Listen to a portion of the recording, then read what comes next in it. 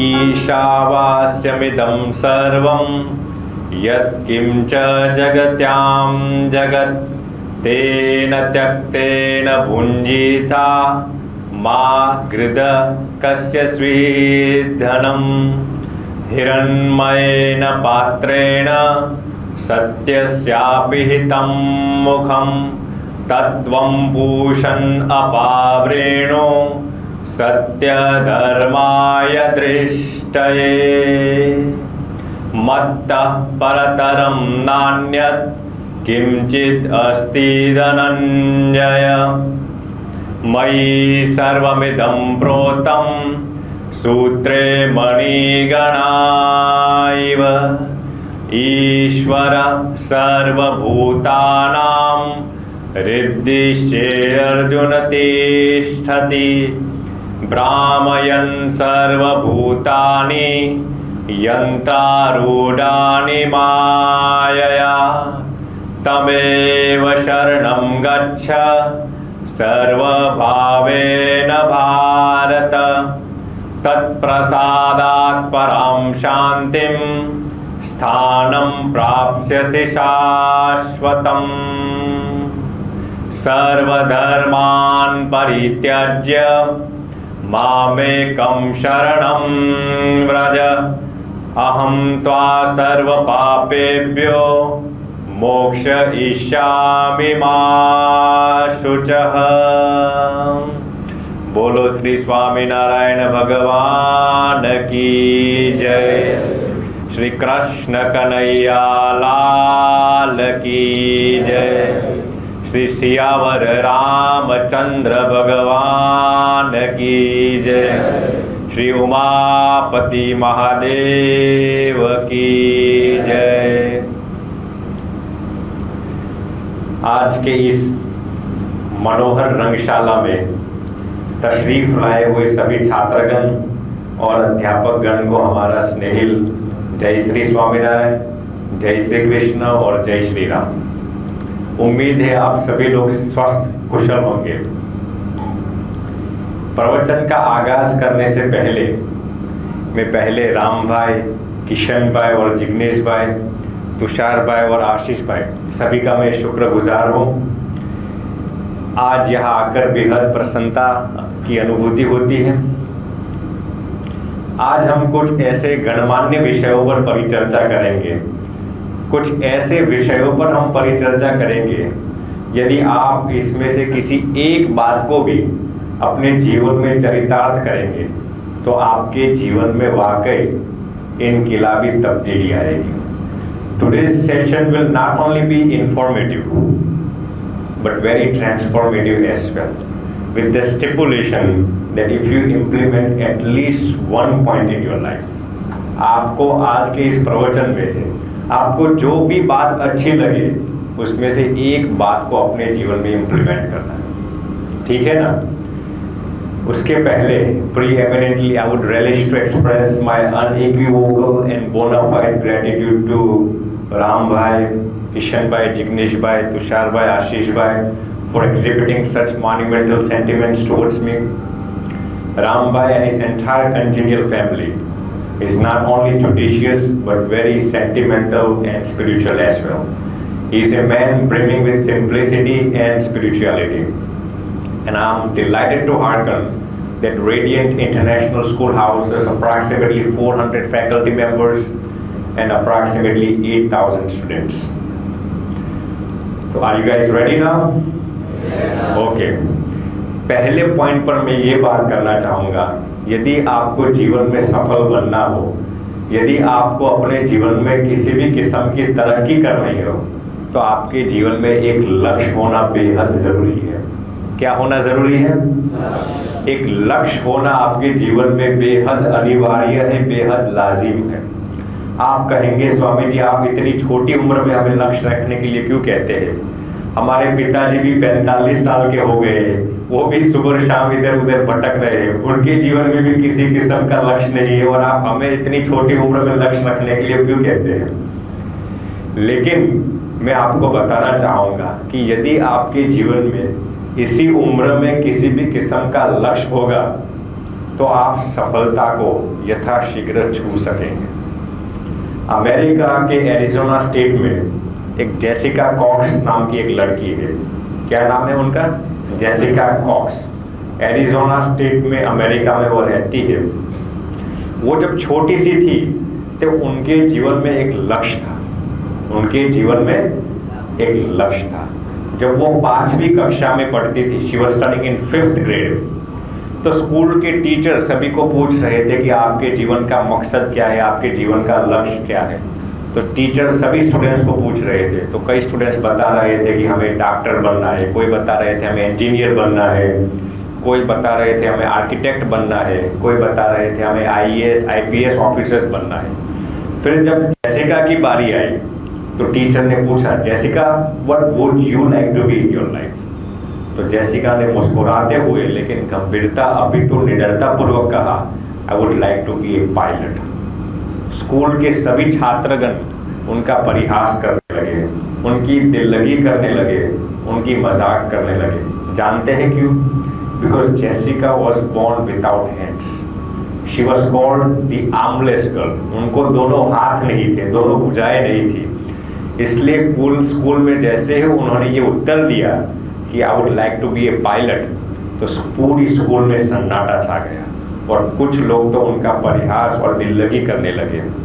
लेकिन जेसिका ने, जितने भी लोग उनकी मजाक उड़ा रहे थे, जेसिका ने उनको रिएक्ट नहीं किया, रिस्पॉन्स दिया। There is a major difference between reacting and responding. Jessica ने उनको रिएक्ट नहीं किया, रिस्पॉन्स दिया। जब कोई भी व्यक्ति आपका अपमान करता है, जब कोई भी व्यक्ति आपका तिरस्कार करता है, कोई भी व्यक्ति आपकी दिल्लगी करता है, तब यदि आप उस अपमान का जवाब देने में अपना समय नहीं बिगाड़ते, देन यू आर रिस्पॉन्डिंग। यदि आप, कोई भी व्यक्ति आपका अपमान करता है, आपका तिरस्कार करता है और आप भी सामने उसका अपमान करने में समय बिगाड़ते हैं, देन यू आर रिएक्टिंग। और याद रखना, जितने भी लोग रिएक्ट करते हैं वो कभी भी अपनी जिंदगी में सफलता को हासिल नहीं कर पाते। जब हम कॉलेज में पढ़ते थे शिकागो में, तो हमारा एक करीब का मित्र था जिसका नाम था क्रिस। हम ऑर्गेनिक केमिस्ट्री के सेशन लेकर फिर एक कैफेटेरिया में 15-20 स्टूडेंट्स बैठे थे और यकायक एक दूसरा स्टूडेंट आ जाता है और ये क्रिस का अपमान करने लगता है। 15-20 स्टूडेंट्स के सामने यकायक एक दूसरा लड़का आता है और क्रिस का तिरस्कार करने लगता है। उसको कहने लगता है, you donkey, you idiot, you foolish. तो फिर सबने पूछा, आप इसको फुलिश क्यों कहते हैं, आप इसको डोंकी क्यों कहते हैं? तो फिर उस लड़के ने कहा कि इसको छोटा सा ऑर्गेनिक केमिस्ट्री का प्रॉब्लम सॉल्व करना भी नहीं आता, इसलिए मैं उसको डोंकी कहता हूँ। फिर क्रिस ने इसके बदले में हल्की सी मुस्कुराहट दी उसको। क्रिस ने उस लड़के को हल्की सी मुस्कुराहट दी, कोई भी प्रकार का किसी भी किस्म का रिएक्शन नहीं दिया। फिर सब छात्रगण चले गए, वो लड़का जो अपमान करने वाला था वो भी चला गया। फिर मैंने क्रिस को पूछा, डोंट यू फील ऑफेंडेड? आपको ऐसा नहीं लगता कि उस लड़के ने आकर आपका अपमान किया? तो फिर क्रिस ने मुझे भी हल्की सी मुस्कुराहट दी और क्रिस ने मुझे 2 प्रश्न पूछे। क्रिस ने कहा कि जब उसने मुझे गधा कहा तो मैंने सोचा, do I have a tail? क्या मुझे पूंछ है? नहीं है। फिर क्रिस ने सोचा, उसने मुझे गधा कहा तो मैंने सोचा, डू आई ब्रे लाइक ए डोंकी? क्या मैं गधे की तरह भौंकता हूँ? नहीं भौंकता, तो मैं कुत्ता या डोंकी नहीं हूँ। यदि क्रिस ने भी, फिर क्रिस मुझे बता रहा था कि यदि मैं भी, उस लड़के ने जब मुझे गधा कहा, यदि मैं भी अपने बाएं चढ़ाता तो मैं वाकई में डोंकी न होते हुए भी उसके कहने से डोंकी बन जाता। लेकिन क्रिस ने उसे किसी भी किस्म का रिएक्शन नहीं दिया, रिस्पॉन्स दिया। क्या रिस्पॉन्स दिया? मुस्कुराहट दी। और फिर वो अपने सकारात्मक कार्यों में उलझा रहा, अपने सकारात्मक कार्यों में मसरूफ रहा। तो आज क्रिस शिकागो में एक अच्छा डॉक्टर है। यदि उसने, मान लो कि उस लड़के को रिएक्शन दिया होता, उसने भी यदि बाएं चढ़ाई होती, तो वो गधे न होते हुए भी गधा बन जाता। इसलिए आज के सेशन का पहला सार है, आपको जीवन में कभी भी किसी को रिएक्शन नहीं देना, रिस्पॉन्स देना है। तो जेसिका कॉक्स ने भी वही किया। उसने जब स्कूल में सभी लोग उसका परिहास करते थे, उसकी मजाक उड़ा रहे थे, तो जेसिका ने सिंपल सी मुस्कुराहट देकर उन सभी को कहा कि I would like to be a pilot. और टीचर को ये जवाब बहुत अच्छा लगा और टीचर ने कहा, Jessica please learn to do your activities by legs. आप जितनी भी क्रिया करते हैं वो अपने पैरों के जरिए सीखना शुरू कर दीजिए। और जेसिका ने जैसे ही टीचर ने कहा वो सब शुरू कर दिया 5वीं कक्षा से। And you will B astounded to hear, you will be flabbergasted to hearken that at merely at the age of 24 वो विश्व की पहली ऐसी पायलट बनी जो अपने पैरों के जरिए हवाई जहाज की उड़ान करती है। She is the world's first licensed armless pilot. आज भी वो है, यदि आप गूगल पर जाकर उनका नाम सर्च करोगे, जेसिका कॉक्स दुनिया की पहली ऐसी पायलट है जो पैरों के जरिए हवाई जहाज की उड़ान करती है। Because she had a goal at a very small age in her life. वो जब 5वीं कक्षा में पढ़ती थी ना, तब से उनके जीवन में क्या था, एक गोल था, एक लक्ष्य था। इसीलिए वो आज इस मुकाम पर पहुंच सकी है। मैं आपको दूसरा इंस्टेंस बताना चाहता हूँ। एक बार बेंगलोर में नेशनल इंस्टीट्यूट ऑफ साइंस की एक कॉन्फ्रेंस थी बेंगलोर में। तो उस पूरे कॉन्फ्रेंस में हिंदुस्तान की 300 बेस्ट कंपनीज के 300 बेस्ट सीईओ उसमें शरीक होने वाले थे उस कॉन्फ्रेंस में। तो कॉन्फ्रेंस के दिन सभी लोग अंदर कॉन्फ्रेंस के अंदर आने के लिए आ रहे थे। तो उस कॉन्फ्रेंस के अंदर एक 18 साल का लड़का जीन्स और टी शर्ट पहनकर भी उस कॉन्फ्रेंस के अंदर जाने के लिए जा रहा था। तो सिक्योरिटी ऑफिशियल्स को लगा कि ये 18 साल का जीन्स और टी शर्ट पहन के लड़का कैसे इतनी बेस्ट कॉन्फ्रेंस में जा सकता है। तो उन्होंने उनको थामा, उनको रोका और कहा, तू कहाँ जाना चाहता है? तो लड़के ने बताया, मैं कॉन्फ्रेंस में जाने के लिए जा रहा हूँ। तो सिक्योरिटी ऑफिशियल्स ने कहा, तू अंदर नहीं जा सकता। तो फिर वो लड़का साइड में जाकर बाहर किसी को फ़ोन करता है और जैसे ही फ़ोन करता है 1 मिनट के अंदर ही उस कॉन्फ्रेंस के अंदर से 4-5 सीईओ आ जाते हैं और उनकी अगुवाई करने लगते हैं। उस लड़के को शान और शौकत के साथ उस कॉन्फ्रेंस के अंदर ले जाते हैं। फिर वो कंपनी के जो 4-5 सीईओज थे वो उन सिक्योरिटी ऑफिशियल्स को बताते हैं, आप जानते हैं आपने जिस लड़के को रोका वो कौन था? सिक्योरिटी ऑफिशियल ने कहा, नहीं हम नहीं जानते। फिर उस सीईओज ने बताया कि वो आज की इवेंट का गेस्ट स्पीकर है। आज की इवेंट का क्या है? He was the guest speaker of the 300 best company CEOs। जानते हैं क्यों?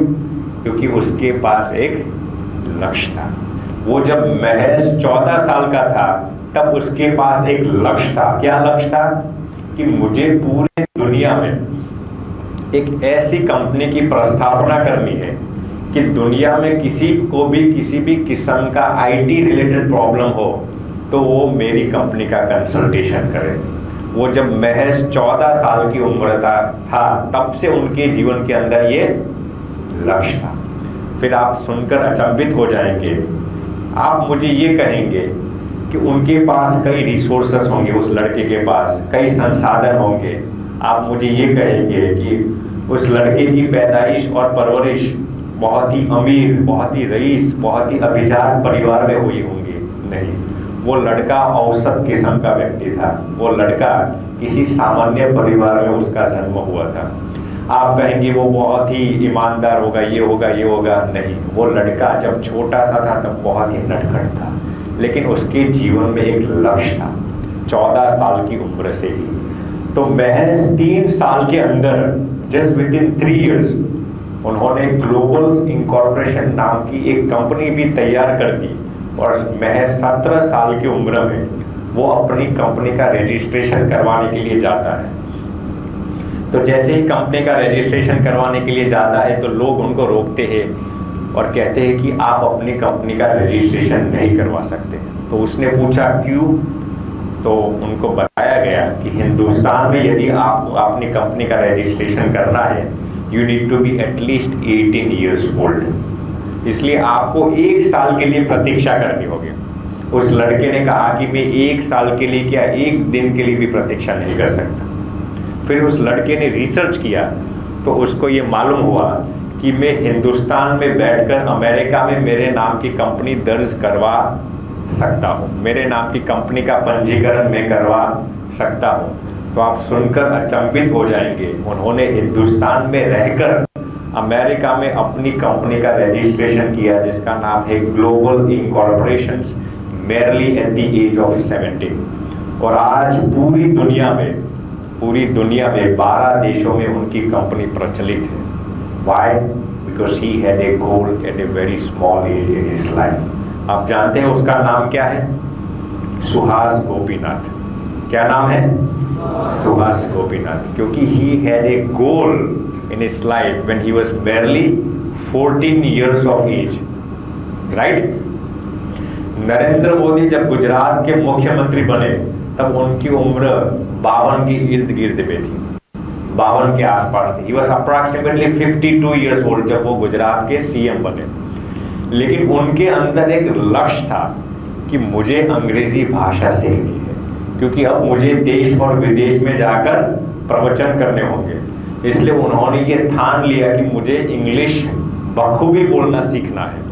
तो you will be astounded to hear at the age of 52 पूरे गुजरात की जिम्मेदारी उनके कंधों पर होते हुए भी उन्होंने अंग्रेजी भाषा सीखना शुरू किया।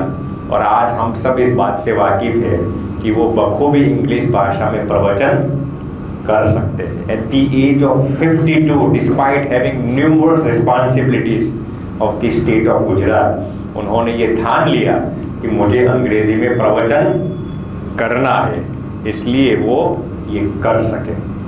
देखिए, जब आप एक लक्ष्य रखेंगे ना तो आपके जीवन में सफलता निष्फलता सब आएगी। ऐसा नहीं है कि निष्फलता मिलेगी तो आपको इस लक्ष्य से हट जाना है।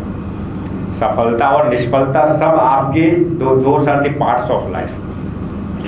एडमंड हिलरी, उन्होंने ये सुनिश्चित किया था कि मुझे माउंट एवरेस्ट पर जाकर अपना परचम लहराना है। एडमंड हिलरी, तो वो एक बार तो माउंट एवरेस्ट पर जा रहे थे लेकिन निष्फल होकर वापस आना पड़ा। तो जानते हो उन्होंने क्या किया? जैसे ही माउंट एवरेस्ट से नीचे आए और बेस कैंप पर खड़े खड़े रहकर उन्होंने माउंट एवरेस्ट को ललकारा और कहा कि ऐसे mountain you can not grow but as a human being I can. एक पर्वत होने के नाते तू ग्रो नहीं कर सकता, लेकिन एक मनुष्य होने के नाते मैं ग्रो कर सकता हूँ। और 1953 में एडमंड हिलरी ने अपने इस सपने को साकार करके दिखाया। क्या था इसका वजह? Because he had a goal in his life. क्या था उनके पास? एक मकसद था, उनके पास एक लक्ष्य था। यदि आपके जीवन में भी एक ऐसा लक्ष्य होगा तो आप यकीनन सफल बन पाओगे, लेकिन उसके लिए आपके जीवन में एक लक्ष्य होना बेहद अनिवार्य है। और उस लक्ष्य को हासिल करने के लिए मेहनत भी कड़ी करनी होगी आपको। There is no gain without pain। Sanskrit में भी ये कहा गया है, सुखार्थिन कुतो विद्या, सुखार्थिन कुतो विद्या, विद्यार्थिन कुत सुखम। जो भोग विलास और सुख वैभव में लैलीन है उसको कहाँ से विद्या अर्जित होगी? और जिसको विद्या अर्जित करनी है उसके लिए भोग विलास सुख सब कहाँ से? यदि आपको विद्या अर्जित करनी है तो आपको मेहनत कड़ी करनी ही होगी। यदि आप फिलहाल 3-4 साल के लिए कड़ी मेहनत करोगे तो पूरी जिंदगी आप आरामदायक जिंदगी जी सकोगे। यदि 3-4-5 साल के लिए यदि आप चौकन्ना रहेंगे तो पूरी जिंदगी आप आराम से सो सकोगे। लेकिन यदि इस उम्र में आप सोने के लिए रहे तो पूरी जिंदगी आपको चौकन्ना रहना पड़ेगा। The choice is yours. What would you like to do? 3-4 साल के लिए आपको मेहनत करनी है या बाकी की पूरी जिंदगी मेहनत करनी है? The choice is yours. इसलिए थोड़े समय के लिए आपको एक लक्ष्य रखकर कड़ी मेहनत करनी ही होगी। देखिए, जितना ऊंचा आपका लक्ष्य होगा ना, इतनी कड़ी मेहनत और इतने आपके विचारों की शुद्धि होना बेहद अनिवार्य है। मैं आपको बताता हूँ, मान लो कि आप गाड़ी में बाइक लेकर जा रहे हैं, ठीक है, और बाइक के अंदर मिलावटी ईंधन आ चुका, मिलावटी फ्यूल आ चुका, तो ज़्यादा से ज़्यादा क्या होगा, आपको गाड़ी को धक्का लगा कर जाना होगा, राइट। लेकिन मान लो कि आप हवाई जहाज में जा रहे हैं, आप फ्लाइट की यात्रा करते हो और फ्लाइट के अंदर मिलावटी ईंधन आ गया, तो क्या आप फ्लाइट को, हवाई जहाज को धक्का लगाने के लिए जाएंगे? नहीं जा सकेंगे ना। जितनी आपको ऊंची उड़ान भरनी हो, उतने आपके विचार शुद्ध होना बेहद जरूरी है। जैसे ही जितनी उड़ान आपको ऊंची भरनी हो, उतना गाड़ी का फ्यूल शुद्ध होना बेहद जरूरी है। वैसे ही आपका लक्ष्य जितना ऊंचा हो, उतने ही आपके विचार शुद्ध होना बेहद जरूरी है। तो ये बात हो गई लक्ष्य की। तो अब हम टॉपिक को थोड़ा करवट देना चाहेंगे, ठीक है। पहले हमने बात कर ली लक्ष्य पर। एक लक्ष्य होना बेहद ज़रूरी है और उसके लिए कड़ी मेहनत करना भी बेहद अनिवार्य है। अब हम बात करना चाहेंगे खौफ के विषय में, डर के विषय में, फियर के विषय में। आप सभी को अभी बोर्ड एग्जाम्स आ रहे हैं, राइट। आपने अच्छी तरह से प्रेपरेशंस भी किए होंगे, लेकिन यदि आपके अंदर किसी किस्म का डर है, तो आप जितनी भी आपकी क्षमताएं होगी उससे बहुत कम हो जाएगी। Fear drastically decreases your self confidence levels। इसलिए आपको किसी किस्म का डर नहीं रखना है। क्या नहीं रखना है? खौफ नहीं रखना है। यदि आप बेखौफ होकर, निडर होकर परीक्षा देंगे, इम्तिहान देंगे, तो निश्चित रूप से आपकी तरक्की और सफलता आपको मिलेगा। इस पर मैं आपको एक रियल लाइफ एग्जाम्पल, एक बहुत ही सत्य दास्तान आपके साथ साझा करना चाहता हूँ। आप में से कितने लोगों ने स्टीवन कवी का नाम सुना है? How many of you are acquainted with the name Steven Covey? किसी ने सुना है? कोई बात नहीं। He is the author of one of the best book, the 7 habits of highly effective people. नाम सुना है किसी ने इस पुस्तक का? बहुत लोगों ने सुना है, the 7 habits of highly effective people. उसमें स्टीवन कवी ने ऐसा नहीं है कि अपने विचार प्रकटित कर दिए हैं, ऐसा नहीं है कि उनको रात को 12 बजे जो विचार आए वो उसमें उल्लेखित कर दिए। उन्होंने फॉर्च्यून 500 कंपनीज के बेस्ट सीईओज पर ये अध्ययन किया है, ये रिसर्च किया है। जितने भी इस दुनिया में सफल और निष्फल लोग हैं, सभी पर उन्होंने रिसर्च करके इस पुस्तक को लिखा है। I would recommend all of you guys कि after the board exams you guys read this book. बहुत ही बेहतरीन पुस्तक है। इसमें उन्होंने एक बहुत ही अच्छी कहानी लिखी है, रियल कहानी है। अमेरिका में जब किसी को भी मृत्यु दंड दिया जाता है, तो अक्सर इलेक्ट्रिक शॉक दिया जाता है। क्या दिया जाता है? इलेक्ट्रिक शॉक दिया जाता है। तो एक व्यक्ति को मृत्यु दंड दिया जाने वाला था 7 दिन के पश्चात। तो उनको आगाह किया गया था कि 7 दिन के पश्चात आपको मृत्यु दंड दिया जाएगा। तो जो रिसर्चर्स थे, उनको ऐसा लगा कि इस व्यक्ति पर हमें एक रिसर्च करना है। तो उन्होंने गवर्नमेंट में जाकर गवर्नमेंट की एक छुट्टी ले ली कि इस व्यक्ति पर हम एक प्रकार का अभ्यास करना चाहते हैं। तो उन्होंने कहा कि इस व्यक्ति को हम इलेक्ट्रिक शॉक के जरिए नहीं, लेकिन एक जहरीले सांप के काटने से इसकी मृत्यु हम करेंगे। वैसे तो उस व्यक्ति को मरना ही था 7 दिन के बाद। तो उस व्यक्ति को भी आगाह किया गया कि 7 दिन के पश्चात आपकी मृत्यु एक जहरीले सांप के काटने से की जाएगी। उसको ये बताया गया कि देखिए, इलेक्ट्रिक शॉक में जो 30 सेकंड के लिए, 45 सेकंड के लिए आपको थोड़ी सी भी पीड़ा होगी, लेकिन ये सांप इतना जहरीला है कि जैसे ही आपको काटेगा तत्क्षण आपकी मृत्यु हो जाएगी, आपको किसी भी किस्म की पीड़ा नहीं होगी। तो उस व्यक्ति जिसको ये सांप काटने वाला था, उसने भी सहमति जताई और 7 दिन हो गए और 7वें दिन उस व्यक्ति को एक चेयर पर बिठाया गया और उसके सामने कई लोग बैठे थे और उसके सामने एक बॉक्स में से, एक संदूक में से एक जहरीले सांप को निकाला गया। वो व्यक्ति सब देख रहा था और सामने कोई एक व्यक्ति कमेंट्री दे रहा था और कहता था, देखिए अब सांप आपके बहुत करीब आ रहा है, थोड़ी देर में ही सांप आपको काटेगा और आपकी मृत्यु हो जाएगी।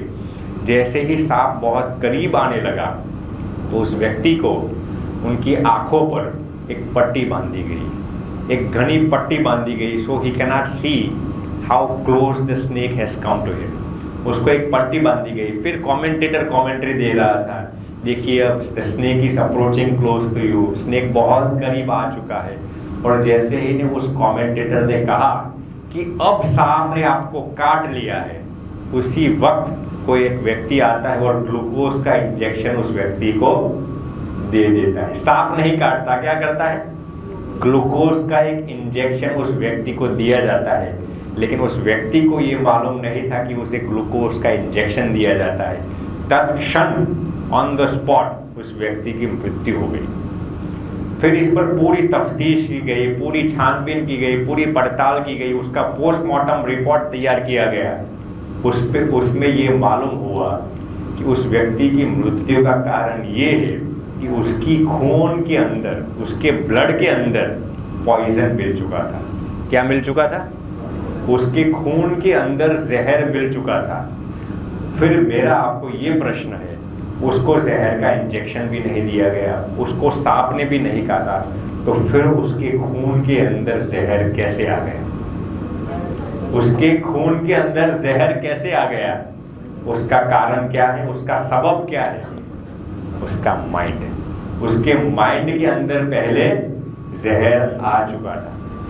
मैं आपको ये बताना चाहता हूँ कि हमारा माइंड, हमारा सबकॉन्शियस माइंड इतना पावरफुल है, वो डिस्टिल्ड वाटर को भी, डिस्टिल्ड पानी को भी जहर में तब्दील कर सकता है। हमारा माइंड इतना पावरफुल है। और इससे विपरीत दास्तान में आपको सुनाता हूँ मीराबाई की। आप सभी मीराबाई के नाम से अच्छी तरह से सुपरिचित होंगे। उनको जब राणा जी ने जहर दिया, राणा ने जब उनको पयस के अंदर, दूध के अंदर जब उनको जहर मिलाया गया, गरल मिलाया गया, तो मीराबाई ने ये नहीं सोचा कि मुझे जहर दिया जाता है। मीराबाई ने ये नहीं सोचा कि मुझे गरल दिया जाता है। उन्होंने यही सोचा, ये मेरे भगवान श्री कृष्ण का प्रसाद है। क्या है? तो उन्होंने जहर को प्रसाद समझकर पिया। तो you will be flabbergasted to hearten कि वो जहर भी अमृत में तब्दील हो चुका। क्या हुआ? वो जहर भी अमृत में तब्दील हो चुका। एक ही माइंड, देखिए माइंड की शक्ति तो आप देखिए। माइंड डिस्टिल्ड वाटर को जहर में तब्दील कर सकता है और जहर को अमृत में तब्दील कर सकता है। इतनी शक्ति हमारे माइंड के अंदर है। इससे मैं कहना ये चाहता हूँ, आप सभी के अंदर असीम प्रसंभावनाएं हैं, आप सभी के अंदर प्रसीम क्षमताएं हैं। आप उसका उपयोग कैसे करते हैं, उस पर आपका नतीजा मिलेगा।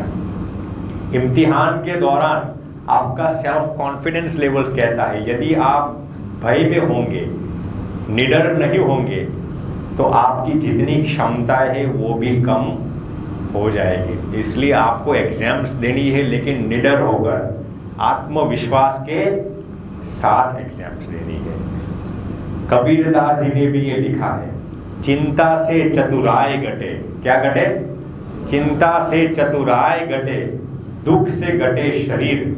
चिंता से चतुराई घटे, दुख से घटे शरीर, लोभ से धन घटे, कह गए दास कबीर।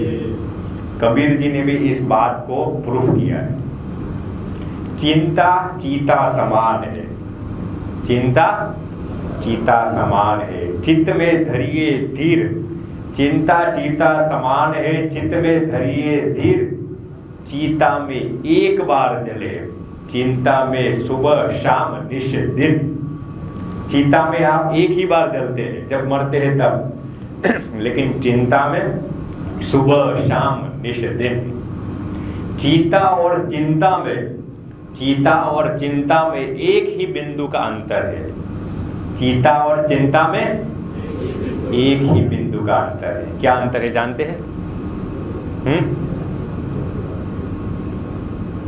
चीता निर्जीव को जलाती है और चिंता जीवित को जलाती है। इसलिए आप सोचिए कि चिंता रखनी है या नहीं, आपको नहीं रखनी ना। इसलिए निडर होकर आपको अपनी प्रेपरेशंस करनी है। जिंदगी में कई किस्म के पहलू आपके जीवन में आएंगे, लेकिन आपको निडर होकर जीना है। अब मैं इस बात को दूसरा करवट देता हूँ। मान लो कि आपने एक लक्ष्य भी रखा है, कड़ी मेहनत भी की है और आप शायद एक डॉक्टर बन गए, एक इंजीनियर बन गए, एक आर्किटेक्ट बन गए, एक आईपीएस आईएएस बन गए, लेकिन आपके जीवन में यदि ईमानदारी नहीं है, यदि आपके जीवन में चारित्र नहीं है, यदि आपके जीवन में शराफत नहीं है, यदि आपके जीवन में ईमान नहीं है, तो आप जिंदगी में कभी भी सफल नहीं बन पाओगे। जिंदगी में आप कभी भी सफल नहीं बन पाओगे।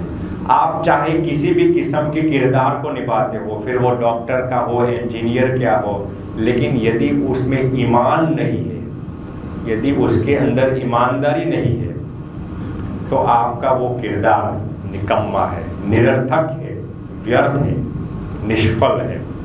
इसलिए आपको जो कुछ भी करना है वो ईमानदारी के साथ करना है। इस सोसाइटी में हमें महज डॉक्टर्स की आवश्यकता नहीं है। इस सोसाइटी में हमें सिर्फ chartered accountants, IPS IAS politicians की दरकार नहीं है, लेकिन हमें ऐसे पॉलिटिशियंस चाहिए, हमें ऐसे डॉक्टर्स चाहिए, हमें ऐसे इंजीनियर्स चाहिए जो सत्यनिष्ठ हो, जो धर्मनिष्ठ हो, जो ईमानदार हो। मैं आपको कहता हूँ, देखिए, यदि कोई अनपढ़ व्यक्ति चोरी करेगा ना, तो ज़्यादा से ज़्यादा 500 से 1000 रुपये की चोरी करेगा। लेकिन आप लोग इसमें जितने भी पढ़े लिखे होंगे, यदि वो चोरी करेंगे ना, तो 500-1000 रुपये की नहीं करेंगे, 500-1000 करोड़ की चोरी करेंगे। इसलिए आपको पढ़ने के साथ, एजुकेशन के साथ आपको ईमानदार होना, चारित्रवान होना बेहद ज़रूरी है। यदि आप चारित्रवान नहीं होंगे तो आप जिंदगी में कभी भी सफल नहीं हो पाओगे। और इसके लिए आपको अपने पास जितनी भी इंफॉर्मेशन है, उस इंफॉर्मेशन को नॉलेज में तब्दील करना है, उस नॉलेज को विजडम में तब्दील करना है, और इस विजडम को कैरेक्टर में तब्दील करना है। आप में से कितने लोगों ने स्वामी विवेकानंद जी का नाम सुना है? सभी ने सुना है ना। जब स्वामी विवेकानंद जी एक मर्तबा विदेश की भूमि पर गए थे, एक बार जब विदेश में गए थे, तो किसी विदेशी ने आकर स्वामी जी को कहा, don't you have good tailors in India who can stitch good clothes for you? क्या आपके देश में कोई अच्छे दर्जी नहीं है जो आपके लिए अच्छे कपड़े की सिलाई कर सके? क्योंकि विवेकानंद जी हमारे जैसे लिबास धारण करते थे, हमारे जैसे परिधान धारण करते थे। ये कपड़े की विशेषता ये होती है कि वो सिले हुए नहीं होते, दे आर नॉट स्टिच्ड। तो किसी ने स्वामी विवेकानंद जी को कहा कि आपके देश में ऐसे कोई अच्छे दर्जी नहीं है जो आपके लिए अच्छे कपड़े की सिलाई कर सके। फिर विवेकानंद जी ने उनको सामने ये प्रश्न पूछा, what do well stitched clothes do for you? अच्छे सिले हुए कपड़े आपके लिए क्या करते हैं? फिर उस व्यक्ति ने, उस विदेशी ने जवाब दिया, इट मेक्स योर पर्सनैलिटी। वो आपके व्यक्तित्व का निर्माण करता है। फिर स्वामी विवेकानंद जी ने जो जवाब दिया है वो गौरतलब है। स्वामी विवेकानंद जी ने कहा, maybe in your country a tailor makes a man, but in my country character makes a man. What? Character makes a man. शायद तुम्हारे और हमारे देश में यही इम्तियाज है कि तुम्हारे देश में शायद एक दर्जी व्यक्ति का निर्माण करता है, लेकिन हमारे देश में चारित्र व्यक्ति का निर्माण करता है। चारित्र के अंदर ये ताकत है, चारित्र के अंदर एक ऐसा पुलिंग पावर है, एक ऐसा अट्रैक्शन पावर है कि पूरी दुनिया आपके पास आएगी, आपको किसी के पास नहीं जाना होगा। देखिए, मैं आपको आश्वस्त नहीं कर सकता कि आपके पास शायद बुद्धि होगी, नॉलेज होगा, स्किल होगा, मनी पावर होगा, आपके पास पोस्ट पोजीशन होगा, लेकिन इससे ये गारंटी नहीं दे सकते कि पूरी दुनिया आपके पास आकर्षित होकर आएगी। लेकिन मैं आपको ये 100% गारंटी दे सकता हूँ कि आपके पास यदि चारित्र है तो पूरी दुनिया आपके सामने झुकेगी, पूरी दुनिया आपके सामने आएगी। चीनी होती है ना, चीनी, you guys know what is sugar, right? चीनी, शक्कर। चीनी ने कभी भी ये एडवर्टाइजमेंट करते हुए देखा आपने? ये विज्ञापन, ये इश्तिहार करते हुए देखा चीनी ने चींटी को कि मेरे पास मिठास है, यदि तुझे मिठास लेनी है तो मेरे पास आ जा? चीनी ने ऐसी कभी भी इश्तिहार की नहीं की। यदि चींटी 100 में मंजिले पर होगी, 100 में मंजिले पर होगी और चींटी को मालूम हुआ कि नीचे के फ्लोर पर यदि चीनी है तो चींटी 100वें मंजिले से नीचे चीनी के पास आएगी। क्यों? क्योंकि चीनी के पास क्या है? मिठास है। क्या है? मिठास है। वैसे ही यदि आपके जीवन में चारित्र होगा तो पूरी दुनिया आपके पास आकर्षित होकर आएगी। आपके जीवन में चारित्र होना बेहद जरूरी है। देखिए, आप में से कितने लोगों ने खेती का काम किया है? फार्मिंग का काम किसी ने किया है इसमें से? कृषि का काम किसी ने नहीं किया? चिंता मत करना, मैंने भी नहीं किया। लेकिन यदि आपने देखा होगा शायद कि कोई भी किसान जब फसल को पैदा करता है ना, तो उसके इर्द गिर्द में एक फेंसिंग होती है, राइट? एक बाउंड्री होती है ना। क्यों? क्योंकि उस फसल का नाश कोई भी पशु आकर न करे, राइट? इसलिए वो किसान अपने फसल जितनी भी होती है उसके इर्द गिर्द में एक बाउंड्री रखता है, एक सीमा रखता है, एक परिधि बना लेता है, ताकि बाहर का कोई भी पशु आकर उस फसल को नष्ट न कर ले। लेकिन क्या आप इस बात से जानकार है कि किसान जब तंबाकू की खेती करता है, जब तंबाकू की खेती करता है किसान, तो उसमें फेंसिंग की ज़रूरत नहीं पड़ती, उसमें बाउंड्री की ज़रूरत नहीं पड़ती। जानते हैं क्यों? क्योंकि किसान को भी ये मालूम है कि कोई भी पशु अंदर आकर तंबाकू का सेवन नहीं करेगा, क्योंकि सब पशु ये जानते हैं कि तंबाकू हमारे स्वास्थ्य के लिए हानिकारक है। इंसान ही एकमात्र ऐसा पशु है जो बखूबी जानता है कि तंबाकू हमारे स्वास्थ्य के लिए हानिकारक है, फिर भी इंसान ही एकमात्र ऐसा पशु है जो तंबाकू का सेवन करता है। सबसे मूर्ख प्राणी जो गधा होता है ना, वो भी तंबाकू का सेवन नहीं करता। और हम अपने आप को इतने बुद्धिशाली मानते हैं, इतने सभ्य मानते हैं, इतने विवेकी मानते हैं। हमारे अंदर ये ज्ञान भी नहीं है कि क्या हमारे लिए लाभदायक है और क्या हमारे लिए नुकसान कारक है। इसलिए यदि आपके जीवन में चारित्र होगा, विवेक होगा, तो आप यकीनन सफल बनकर रहोगे। आप में से कितने लोगों ने विंस्टन चर्चिल का नाम सुना है? बहुत लोगों ने सुना है ना। ये विंस्टन चर्चिल एक ऐसी शख्सियत है, जब हिटलर ने जब लंदन पर 300 फाइटर प्लेन के जरिए लंदन पर अटैक किया था, लंदन में तबाही मच गई थी, तब ये विंस्टन चर्चिल यही शख्सियत है जिन्होंने इंग्लैंड को फतेह की डगर दिखाई थी। ये वही शख्सियत है जिन्होंने इंग्लैंड को दूसरे विश्व युद्ध में विजय दिलवाई थी। ये वही शख्सियत है जिन्होंने इंग्लैंड के इकबाल को बुलंद किया था। ये वही शख्सियत है जो इंग्लैंड के 2 बार प्रधानमंत्री रह चुके हैं। ये वही शख्सियत है जो बहुत ही स्मार्ट और बहुत ही शातिर था। ये विंस्टन चर्चिल इतना पावरफुल था, फिर भी जब हिंदुस्तान की सरजमीन पर ब्रिटेन की हुकूमत थी, जब ब्रिटेन की रियासत हिंदुस्तान की सरजमीन पर थी, तब ये विंस्टन चर्चिल इंग्लैंड में अपने ऑफिशियल्स को अपनी ऑफिस में बुलाता है और सबको कहता है कि आप सभी लोग अब हिंदुस्तान में जाकर अलग अलग प्रांत के गवर्नर्स होंगे। आपको हिंदुस्तान में जाकर जो कुछ भी करना है वो कीजिए, लेकिन एक काम मत करना। किसी ने पूछा कौन सा काम नहीं करना, तो विंस्टन चर्चिल ने ये बताया कि आप गांधी जी और सरदार वल्लभ भाई पटेल के साथ बातचीत भी न करना। किसी ने पूछा क्यों उनके साथ बातचीत भी न की जाए, फिर विंस्टन चर्चिल ने जो जवाब दिया है वो गौरतलब है। चर्चिल ने बताया कि गांधी जी और सरदार पटेल की पर्सनैलिटी इतनी पावरफुल है, उनका जीवन इतना निष्कलंक है, वो इतने चारित्रवान निष्कलंक जीवन जीते हैं कि वो आपको कहेंगे कि आपको ब्लैंक पेपर पर दस्तखत करनी है, साइन करनी है, और आप विवश होकर उस ब्लैंक पेपर भी साइन कर लेंगे, क्योंकि उनका जीवन इतना चारित्रवान है कि आप उनके ऑरा के अंदर आ जाएंगे। इसलिए विंस्टन चर्चिल ने सभी को ये नसीहत दी, ये मशवरा दिया कि गांधी और सरदार पटेल के साथ बातचीत भी न करना। फिर वो लोग भारत में जाते हैं और फिर 1930 में विंस्टन चर्चिल पहली मर्तबा हिंदुस्तान की सरजमीन पर आता है, तो वो गांधी जी के साथ मीटिंग करता है, लेकिन गांधी जी से आंख मिलाकर आंख बात भी नहीं कर सकता। और वो अपने इंटरव्यू में बताता है, क्योंकि गांधी जी का इतना चारित्रवान जीवन था कि मैं गांधी जी की आंखों से आंख मिलाकर भी बात नहीं कर सकता। ये विंस्टन चर्चिल ने ये स्टेटमेंट दिया था कि मैं हिटलर से नहीं डरता। आई am not scared of Hitler but I am scared of that half naked फकीर ऑफ इंडिया। मैं हिटलर से नहीं डरता, लेकिन हिंदुस्तान का जो आधा नंगा फकीर है उससे मुझे डर लगता है। क्यों? इसका सबब क्या है? Because of the spotless character of Mahatma Gandhi. इसलिए आपके जीवन के अंदर चारित्र होगा तो आप यकीनन सफल बन के रहोगे। इसका एक नेगेटिव एग्जाम्पल मैं आपके साथ साझा करना चाहता हूँ।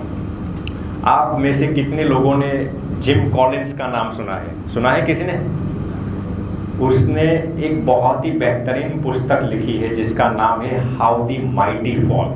हाउ दी, इस दुनिया में जितने भी धनुर्श्रेष्ठ लोग हो चुके हैं उनके जीवन में गिरावट कैसे आई है, उन पर इन्होंने ये पुस्तक लिखी है। बहुत ही रिसर्च करके रियल लाइफ एग्जाम्पल्स उन्होंने इसमें उल्लेखित किए हैं। और उस पुस्तक में वो लिखते हैं, गौर से सुनना, इस पुस्तक में वो लिखते हैं कि I have seen people on this earth who would put their feet on earth and the earth would tremble।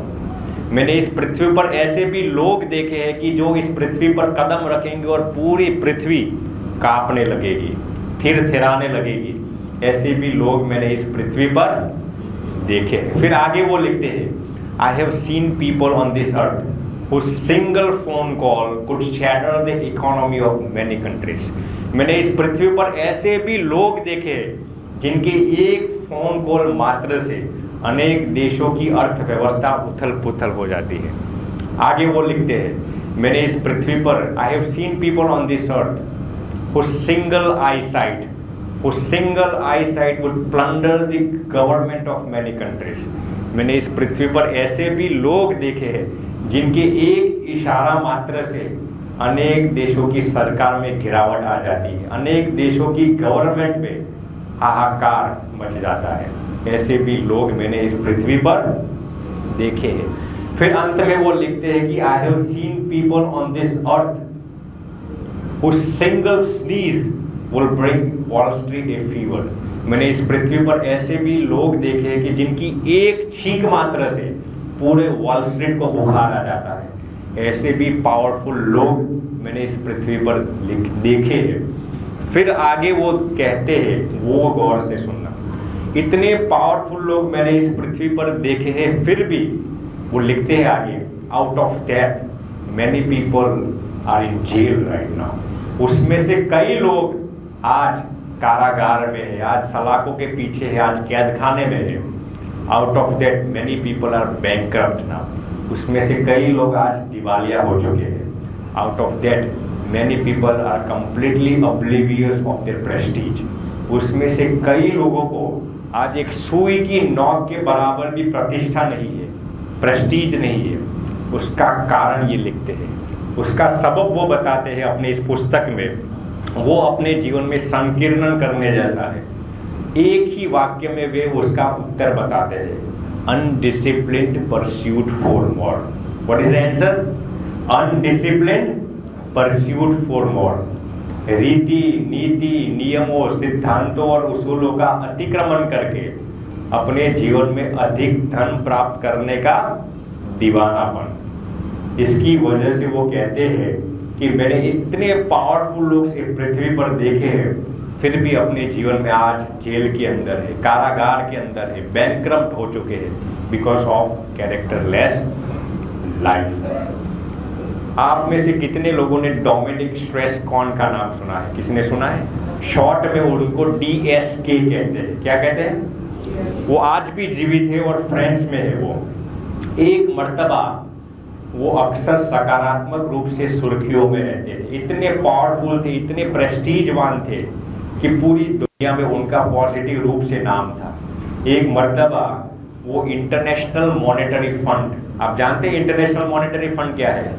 विश्व की जो अर्थव्यवस्था है उसके मैनेजिंग डायरेक्टर वो रह चुके हैं। और 2012 में जब फ्रेंच का नेशनल प्रेसिडेंशियल इलेक्शन आने वाला था तो 75% लोगों का ये मानना था कि DSK will be the next president of France. 75% of the people believed कि DSK फ्रेंच के अगले प्रेसिडेंट होंगे, इतने पावरफुल थे। लेकिन उनके जीवन में एक ऐसी दुर्घटना घटी, जब वो अमेरिका में थे तो किसी होटल में वो थे और रात को ठहरे थे, और रात में जो होटल की जो मेड आती है उनके साथ उनका एक ऐसा अनबनाव बना कि वो मेड रूम के बाहर चिल्लाते चिल्लाते आती है, और उस मेड ने DSK पर लॉसूट फाइल किया। अभी तो ये प्रूव नहीं किया था कि DSK ने इस लड़की के साथ ऐसा अनबनाव किया है, सिर्फ लॉसूट फाइल हुआ था। फिर भी DSK का पूरा पॉलिटिकल कैरियर वहीं पर समाप्त हो चुका, उनका पूरा राजनीतिक कारोबार वहीं पर समाप्त हो चुका। क्या कारण है इसका? चारित्रहीन जीवन। अभी तो प्रूव भी नहीं हुआ था, लॉसूट फाइल हुआ, इतने में उनका पूरा पॉलिटिकल कैरियर समाप्त हो चुका। और आज वो किसी औसत कंपनी में, किसी प्राइवेट कंपनी में एक सामान्य सी जॉब करते हैं। एक दिन वो फ्रेंच के प्रेसिडेंट होने वाले थे, लेकिन चारित्र के साथ खिलवाड़ किया तो चारित्र ने उनको बिगाड़ दिया। यदि आप चारित्र के साथ खिलवाड़ करेंगे तो चारित्र कभी भी आपको नहीं छोड़ेगा। इसलिए आप चाहे जितने भी बड़े हैं, देखिए मैं आपको सिंपल एग्जांपल देता हूँ कि आप में मान लो कोई अच्छा इलेक्ट्रिशियन हो, you have an experience of electricity for almost 30 years. मान लो आप इलेक्ट्रिकल बोर्ड के चेयरमैन हो 50 सालों से, मान लीजिए, फिर भी आप इलेक्ट्रिकल बोर्ड के अंदर अंगुली डालेंगे तो क्या इलेक्ट्रिसिटी आपको आपकी रक्षा करेगा? मान लो कि आप इलेक्ट्रिकल बोर्ड के चेयरमैन थे, गुजरात इलेक्ट्रिकल बोर्ड के 50 सालों से चेयरमैन थे, लेकिन आपने सोचा कि मैं इलेक्ट्रिकल बोर्ड के अंदर मेरी अंगुली डालूंगा, तो क्या इलेक्ट्रिसिटी ये सोचेगा अरे ये तो गुजरात इलेक्ट्रिकल बोर्ड के चेयरमैन है, उनको कुछ नहीं करना चाहिए? करेगा कुछ? Electricity does not know your post, your position and your power. वैसे ही आप चाहे कितने भी बड़े पॉलिटिशियन हो, कितने भी बड़े डॉक्टर हो, इंजीनियर हो, चार्टर्ड अकाउंटेंट हो, अरे संत हो या गृहस्थ हो, कोई भी हो, लेकिन यदि आपने चारित्र के साथ खिलवाड़ की तो चारित्र को ये मालूम नहीं है आपका पोस्ट, पोजीशन और पावर क्या है। चारित्र आपको दूर दूसरी कर देगा। इसलिए चारित्र के साथ कभी भी अपने जीवन में खिलवाड़ न करना, यदि आपको जीवन में सफल बनना हो तो। The world is round, it does not have any corner to hide our wrongs. ये पूरा विश्व गोल है, इसलिए पूरे विश्व में एक भी ऐसा कोना नहीं है जहां आप अपने पाप को छिपा सके। तुलसीदास जी ने भी ये लिखा है ना, पर्दन पत्थर मानिए परत्रिया मात समान, इतने से हरि न मिले तो तुलसीदास जी जमान। इसलिए यदि अपने जीवन में आप चारित्र को संजोए रखेंगे तो यकीनन आपके जीवन में सफलता मिलेगी, मिलेगी और मिलेगी। अंत में मैं एक छोटा सा एग्जाम्पल देना चाहूँगा। चारित्र का नष्ट कौन करता है, चारित्र को नाश कौन करता है? वो है इंटरनेट। क्या है? आज के युग में क्या है? देखिए ये एक ऐसा विषय है, इस पर 2-3 घंटे के लिए चर्चा हो सकती है, लेकिन समय का लिहाज करते हुए, समय की पाबंदी है, इसलिए मैं आपको संक्षेप में ये एग्जाम्पल सुनाना चाहता हूँ कि इंटरनेट कैसे आपके चारित्र को ख़त्म करता है। इस पर बहुत रिसर्च किया गया है, लेकिन मैं आपको एक रियल लाइफ एग्जाम्पल साझा करना चाहता हूँ। प्राइवेसी के मद्देनज़र मैं शहर का नाम तब्दील कर देता हूँ, ठीक है। इंदौर शहर में एक पति पत्नी रहते थे। इंदौर शहर में एक पति पत्नी रहते थे।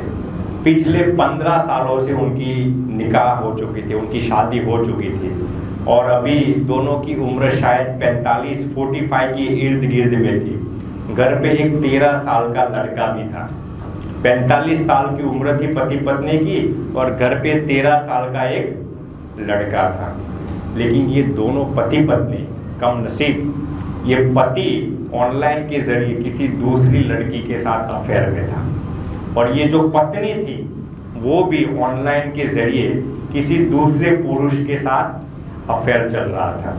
ये पति पत्नी होने के नाते भी दोनों का किसी दूसरे स्त्री और पुरुष के साथ अफेयर चल रहा था। देखिए आज तो सोशल मीडिया का युग हो चुका है, तो सोशल मीडिया पर कोई लोग अपना रियल फोटो भी नहीं रखते, अपना डुप्लीकेट या किसी दूसरे का फोटो रखकर किसी को डेटिंग करने चले जाते हैं, या फिर अपने ही फोटो रखते हैं, इतना मेकअप करके फेसबुक पर रख देते हैं कि आप रियल में जब उनको देखिए तो वो व्यक्ति अलग से ही दिखता है। यदि आपको देखना है, किसी व्यक्ति को खूबसूरत देखना है, तो उनके फेसबुक प्रोफाइल पिक्चर को आप देख लीजिए, और यदि किसी व्यक्ति को आपको बदसूरत देखना है तो उनके आधार कार्ड की पिक्चर को आप कंपेयर कर लीजिए। आप उनके फेसबुक और आधार कार्ड पिक्चर को कंपेयर करना, आकाश जमीन का फर्क होगा, राइट। तो ये पति अपनी आइडेंटिटी चेंज करके किसी दूसरी लड़की के साथ अफेयर में चल रहा था। ये लड़की, ये पत्नी भी किसी पुरुष के साथ उसका अफेयर चल रहा था। This is a real story, okay. दोनों ने 1-2 सालों तक डेटिंग शुरू रहा, दोनों का अफेयर शुरू रहा। फिर ये जो लड़का और लड़की था, उन्होंने सोचा कि हम मुंबई शहर में जाकर एक होटल पर, एक समय पर, एक टेबल पर इतने समय पर हम मिलेंगे और वहाँ जाकर अपना प्रेम का साक्षात्कार करेंगे। तो दोनों सोचते कि हम 2 बजे वहाँ जाकर मिलेंगे। तो ये लड़का उस लड़की को देखने के लिए इतना बेसब्र था, इतना बेताब था कि वो 2 बजे से पहले 1:55 पर वहाँ जाकर बैठ जाता है, 5 मिनट्स बिफोर द टाइम वहाँ जाकर। वैसे तो ये लड़के के शरीर में से इतनी बदबू आ रही थी हर दिन, तो मोहल्ले के सभी लोग उससे 200 मीटर की सोशल डिस्टेंसिंग बनाए रखते थे। लेकिन आज इतना परफ्यूम लगाकर सज धज के आ गया था कि जाने अब उसको उस लड़की का दीदार करना है ना, इसलिए सब परफ्यूम लगाकर आ गया था। वैसे ये लड़का हर दिन काले सांड जैसा काला था, सांड जैसा काला था, लेकिन फिर भी इस लड़के को उस लड़की का दीदार करना है, इसलिए इतना मेकअप करके आ गया था कि गधे जैसा सफेद लगने लगता था। तो वो वहाँ जाकर 55 मिनट को बैठ गया, और ये लड़की जो थी वो भी भैंस जैसी काली थी, लेकिन फिर भी इस लड़के का दीदार करने के लिए वो भी इतना मेकअप करके आ जाती है कि अब गधी जैसे लगने लगे। 1 घंटे और 55 मिनट पर वहाँ जाकर बैठ जाते हैं। 5 मिनट पहले आप सोचेंगे कि एक दूसरे के प्रेम के लिए इतने बेताब होंगे कि, लेकिन जैसे ही एक दूसरे को देखते हैं टेबल पर जाकर 1 घंटे और 55 मिनट पर, दोनों नीचे देखने लगते हैं, दोनों नीचे देखने लगते हैं। फिर वो लड़की उस लड़के को कहती है, क्या तू वही काला सांड है जिसको हर दिन मैं घास खिलाती हूँ? फिर उस लड़के ने जो जवाब दिया वो आप सुनना। उसने कहा, वो तो वही काला सांड, लेकिन आज एक गधी का दीदार करने के लिए गधा बन के आया। आप जानते हो वो दोनों कौन थे? वो दोनों रियल लाइफ में हस्बैंड और वाइफ थे, जो इंदौर में रहते थे। दोनों रियल लाइफ में हस्बैंड वाइफ थे, और you will be astounded to hear, 1 ही मिनट के अंदर उसी होटल में तत्क्षण उनका तलाक हो चुका, ऑन द स्पॉट उनका डिवोर्स हो चुका। क्या कारण है? Social media, over exposure to social networking sites. इससे भी आगे मैं आपको बताना चाहूँगा, वो दोनों पति पत्नी पिछले 1 साल से वर्क फ्रॉम होम अपने घर पे कर रहे थे। एक ही घर में रहकर 1 साल से ये कारोबार उनका चलता था। दोनों सोच रहे थे कि हम तो वर्क फ्रॉम होम कर रहे हैं, लेकिन 1 साल से ये सिलसिला शुरू था। और आप सुनकर अचंभित हो जाएंगे, उनका जो 13 साल का लड़का था, इसको जब इस बात का मालूम हुआ 2 दिन के बाद, उस लड़के ने आत्महत्या कमिट कर ली। ही कमिटेड सुसाइड। उनका पूरा जीवन तबाह हो चुका। What is the reason? Over exposure to social networking sites. पिछले 1 साल से जो वो वर्क फ्रॉम होम कर रहे थे, उसका वेतन, उनकी तनख्वाह आज उनको मिली, क्या मिली? डिवोर्स मिला। एक इकलौता लड़का उनका आत्महत्या करके मर गया। इसलिए मैं आप सभी को चौकन्ना रखना चाहूँगा कि सोशल मीडिया से आप बहुत ही सावधान रहना। I am not telling you guys not to use internet, but you have to be aware of the pros and cons associated with it. इसलिए आज के हमारे टॉपिक का यही सार है कि जीवन में एक लक्ष्य रखना है, एक लक्ष्य को प्राप्त करने के लिए मेहनत करनी है, और इसके लिए हमें चारित्रवान बनना है। और अंत में आपको यदि जिंदगी में सफल बनना है तो भगवान को साथ में रखना है, भगवान पर अटूट विश्वास रखना है, भगवान पर अटूट श्रद्धा रखनी है। When you run alone, it is called a race. When you run alone, it is called a race. But when God runs with you, it is called a grace. When you run alone, it is called a race. But when God runs with you, it is called a grace. अब नक्की कीजिए आपको क्या करना है। Hence, add G of God to your race, and it will become a grace. How wonderful that is, right? इसलिए आपको भगवान को साथ में रखना है। अंत में हमें यहाँ आकर बहुत प्रसन्नता हुई। It was a magnanimous delectation being in front of you guys. दोबारा हम किशन भाई, जिग्नेश भाई, राम भाई, तुषार भाई, आशीष भाई सभी के शुक्रगुजार हैं। हमें यहाँ आकर बेहद प्रसन्नता हुई और आपके आगामी बोर्ड एग्जाम्स के लिए हम भगवान के अंग्री सरोज में ये विनम्र प्रार्थना करते हैं कि आपको सफल बनाए, सभी तरह से सफलता प्रदान करें। May the boundless refuge of God perpetually keep you guys thriving and bustling, and may He bestow you the strength, may He bestow you the grit and fortitude to scuffle all the impediments in your life. Jai Swaminarayan Sadhguru.